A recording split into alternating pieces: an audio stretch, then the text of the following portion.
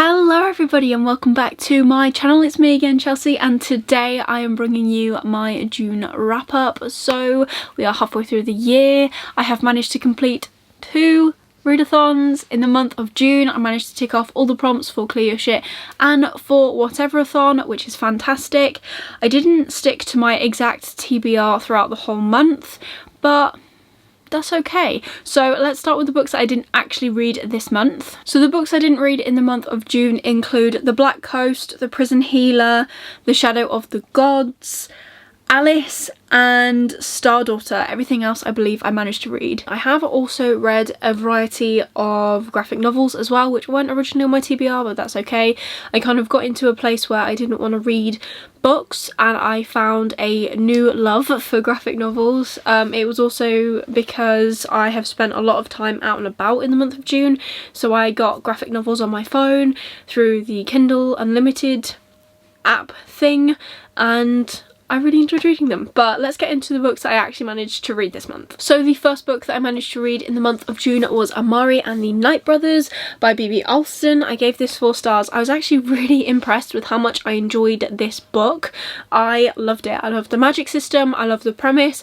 I didn't see all the twists and turns coming, which was fantastic.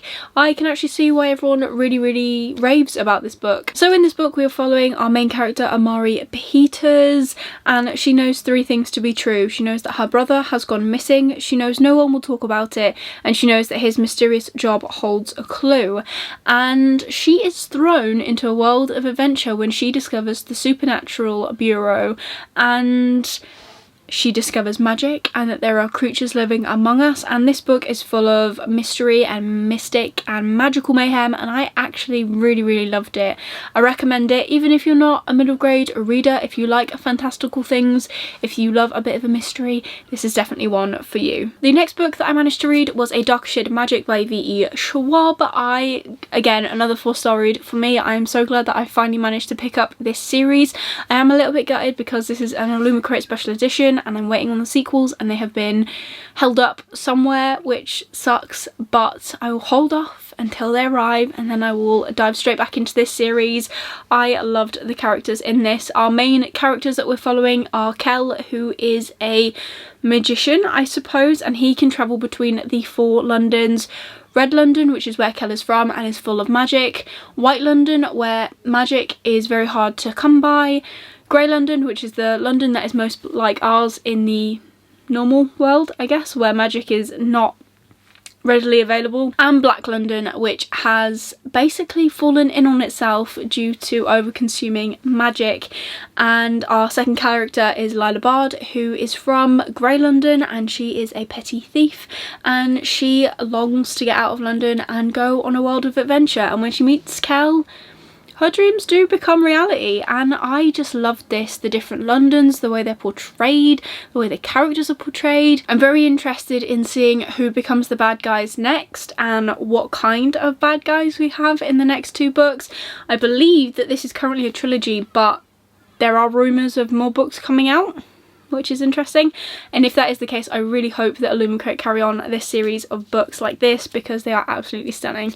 But yes, another strong 4 stars. Really glad to have finally started this series. So the next read that I managed to get to in the month of June was Lock and Key Volume 2 Head Games, and I gave this 3 stars. It is probably the lowest rating I've given one of these graphic novels so far. I just didn't enjoy it as much as I enjoyed the first one. There was a lot of jumping around and chopping and changing, and I don't know, there was something about it that I just didn't really enjoy. I can't really tell you a lot about it. It is a sequel, it will spoil the first one. Do recommend checking them out even if you're not a graphic novel lover like myself. Really, I haven't read an awful lot of graphic novels, but that's okay. They are a little bit gory and not for the faint of heart, I have to say. They are quite horror-esque, so bear that in mind when you go in, and make sure to check any trigger warnings as you go into these books because there probably are quite a few. I know there's definitely death of a family member, you know, sexual assault is a little bit in there. Make sure you check them out before you try them out. From there, I then completed The Vanishing Stair by Maureen Johnson. I gave this 4 stars. Another book I absolutely loved this month. The ending of this is such a cliffhanger, and I said it in my vlog when I was reading it. I absolutely loved it. I thought it was fantastic. It was a bit slow going in the beginning, but that's okay. It picks up at the end. I have picked up The Hand on the Wall, which is the 3rd book this month, so be sure to stick around for my thoughts and feelings on that. But yes, I'm so glad I finally managed to get to the sequel. I adored Truly Devious, the 1st book, and the final book has just come out as well, so I'm looking forward to actually finishing this series hopefully this year, if I just keep the momentum up of reading the 3rd one this month, and then maybe I could read the 4th book in August. But the 1st book, we're following Stevie Bell. She enrolls in the elusive Ellingham Academy, which is an academy that takes prodigy kids who are skilled in various different things and kind of gives them free rein to try and give them more control over their education so that they can become greater, I guess. But Stevie is obsessed with the Truly Devious case, which is the case of Albert Ellingham, who is the original founder of the school. His wife and child were kidnapped and later murdered, but there is still no clue as to where the daughter has been taken. And Stevie is obsessed with this case and she really wants to solve it. The 1st book, we are following her try and solve that case and everything that comes with it, and her first year or so at Ellingham. This is the follow-on, so we are still following Stevie. I believe we follow Stevie throughout all of the books, but yeah, I recommend reading them, especially if you like YA thrillers. I think they're really, really good. Next up, I read Saga Volume 1. I gave this 3 stars. It is a sci-fi graphic novel kind of thing where 2 different species, I guess, from different worlds fall in love and have a kid. That is literally the first thing that happens, is that you see her giving birth to their child, and they are from warring factions essentially, so neither side is happy to learn that this is what's happening. Everyone hypes up Saga and I thought I was gonna really, really love it, and I just didn't. I gave it 3 stars. It was alright. The story was good. It made sense, but it wasn't the best, so I am hoping to carry on with the sequel. I don't know if I've already started it on my Kindle, I cannot remember, but I am looking to carry on the series a little bit to see if I'm still unsure of it, because I don't know if it's just because, you know, graphic novels are so small to begin with, it wasn't enough of the story to kind of draw me in yet, but we shall see. Hopefully I'll check out the 2nd one soon, but yes, 3 stars. Hopefully it gets better. And then my next read was Lock and Key Volume 3, Crown of Shadows. This one got bumped right back up to 4 stars. This story made so much more sense to me again. I enjoyed it more. There was less jumping around. I really enjoyed it. I don't know if the rest of them are going to keep up to 4 stars. The one, I think I'm currently reading Volume 4 at the minute, and I've put it down because, again, it's another jumpy round one, and I'm not about that. Really don't enjoy that as much, but we shall see. I'll carry on, and I think I might have to end up properly buying the final edition, the final volume, because they only go so far on the Kindle Unlimited store, which sucks. So we'll see about that, but that's a problem for another day. The next book that I read is an ARC that was kindly sent to me by the author, and that was Small Places by Matthew Samuels. This was 4 stars. Like, I am in awe of this book. I actually really enjoyed it.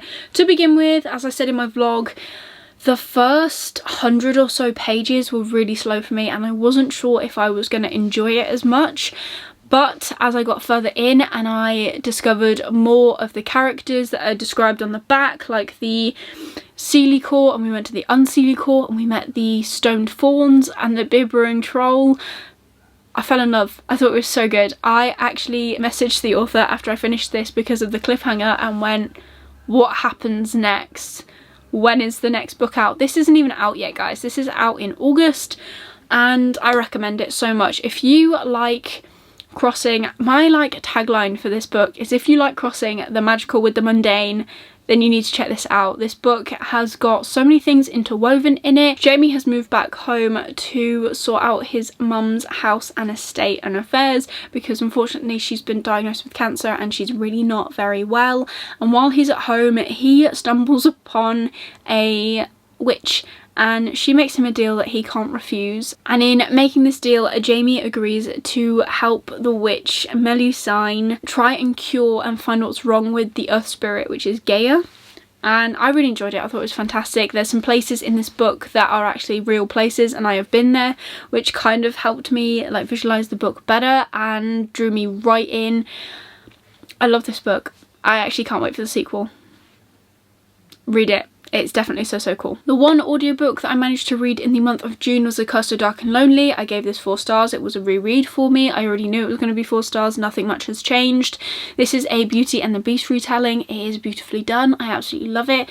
I now need to actually carry on and read the rest of the series, because that is why I had to reread it, because I read A Curse of Dark and Lonely like 2 years ago now, and I own the 2nd and the 3rd book, but I just haven't progressed past like a couple of chapters of the 2nd book. So that is my goal. Now I'm looking forward to it. I think I'm going to enjoy it. Yet another series that I've started and now I need to finish. Final 2 books. So the second to last book that I finished was These Violent Delights by Chloe Gong. Now this I gave 3 stars. As I said in my vlog, I was really disappointed with this book.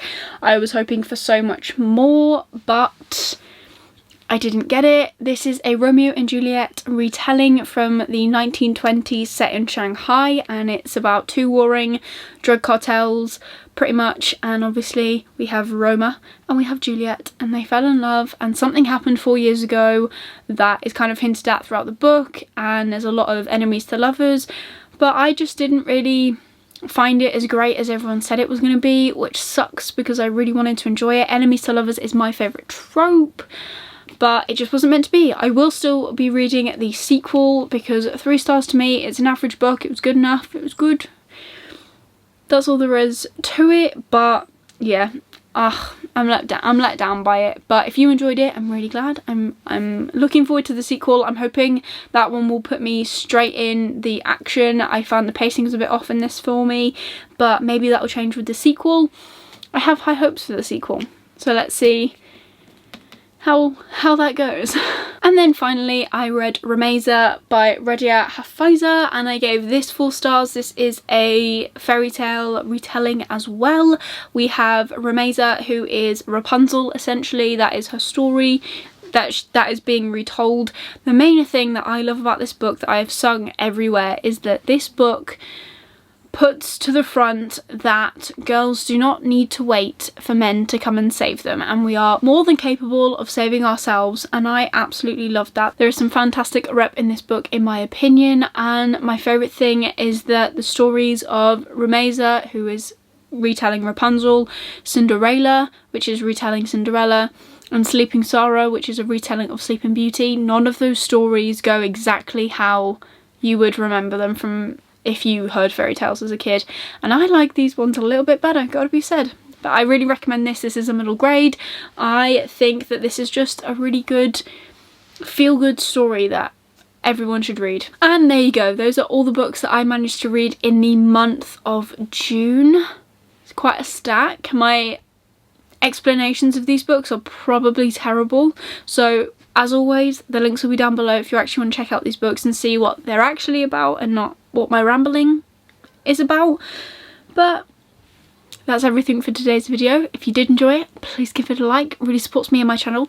Let me know in the comments down below what you managed to read in the month of June. Did you enjoy it? What was your favourite book of the month of June? Mine, hands down, is probably Amari or The Vanishing Stair. I don't know, it's between those two, to be fair, but I experienced some really good books. I read loads of books that I'm glad I finally managed to get to, and that was the main thing. And if you want to see more of me and my ramblings, then please consider subscribing down below and ringing that notification bell so you get notified every single time I upload new content. I currently upload on a Wednesday and on a Sunday, so be sure to stick around for more bookish content from me. But otherwise, that is everything for today's video. I hope you're having an amazing day, and I'll see you soon in the next video. Bye!